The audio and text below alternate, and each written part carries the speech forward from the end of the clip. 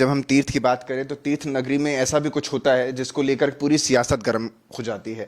पुरोला की घटना अगर याद करें तो वहां पर जिस तरीके का पूरा मंजर रहा, उसमें अब बीजेपी ये कहती है क्योंकि धारा 144 लगा करके महापंचायत को तो रोक दिया, लेकिन उसका ये आरोप भी कांग्रेस पर लगता है कि कांग्रेस इस पर राजनीति करने लग जाती है।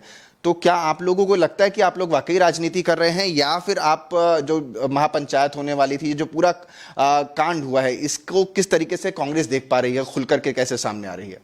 देखिए, कांग्रेस सियासत नहीं करी, हम विपक्ष के दल हैं। जो कमी होगी उसको उजागर करना, उस पर अंकुश लगाना हमारी जिम्मेदारी है। हम ही ने तो अपील की कि वहाँ का माहौल ठीक किया जाए, जिसके वजह से धारा 144 लगाई। लेकिन बीजेपी को जवाब देना चाहिए। मुख्यमंत्री कुछ और कहते हैं, उनके पार्टी के प्रदेश अध्यक्ष कुछ और कहते हैं।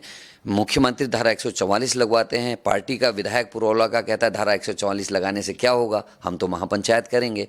और छोड़ के जाने का जो शुरुआत हुई वो पुरोला क्षेत्र के अल्पसंख्यक प्रकोष्ठ के अध्यक्ष ने करी और उनके साथी जो बीजेपी से जुड़े थे वही गए।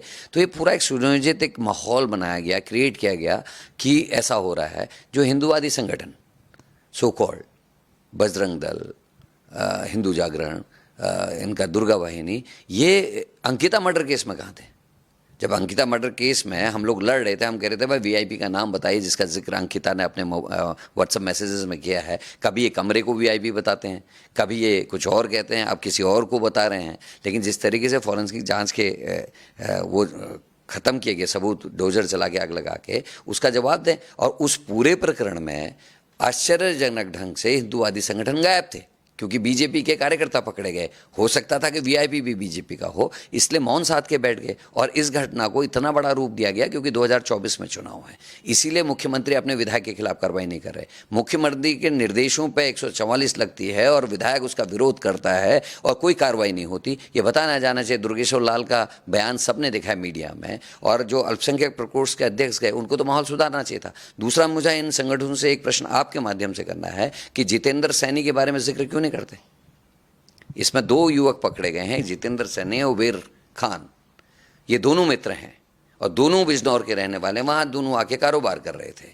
तो इस घटना में केवल एक माइनॉरिटी के आदमी का नाम लेके इस मामले को तूल देना, ये कहाँ तक न्यायोचित है? 2 लोग हैं, दोनों का नाम लीजिए। और मुझे लगता है कि क्योंकि अंकिता मर्डर केस से सरकार घिरी हुई थी, भर्ती घोटालों में सरकार घिरी हुई थी, वीआईपी का नाम सामने नहीं आ रहा था, और भर्ती घोटालों में एस राजू जो आईएएस है, उन्होंने आरोप लगाया था सफ़ेद पोस्ट नेता मुझे जांच नहीं करने दे रहे, जो हाकम सिंह के खैर ख्वाह हैं, जो बीजेपी के मंडल अध्यक्ष मंगलौर के खैर ख्वाह हैं, जो पटवारी पेपर लीक में सम्मिलित थे।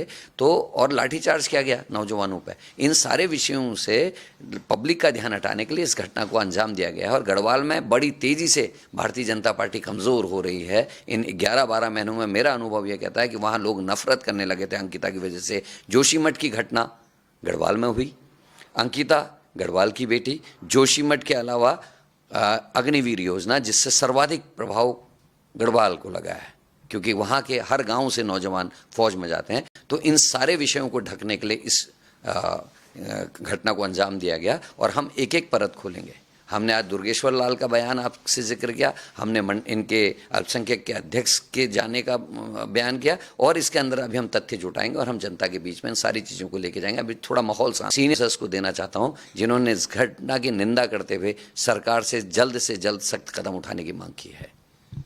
तो देखिए, साफ तौर पर सरकार से मांग भी और परत दर परत करके पूरी घटना को खोलने की बात भी करते हुए नजर आ रहे हैं करण महरा हैं, जो उत्तराखंड कांग्रेस के अध्यक्ष हैं। और कोशिश यही है कि स्थिति को सामान्य कर दिया जाए और जो भी गुनहगार हैं उनको सामने लाकर कहीं ना कहीं उनके खिलाफ कानूनी कार्रवाई की जाए।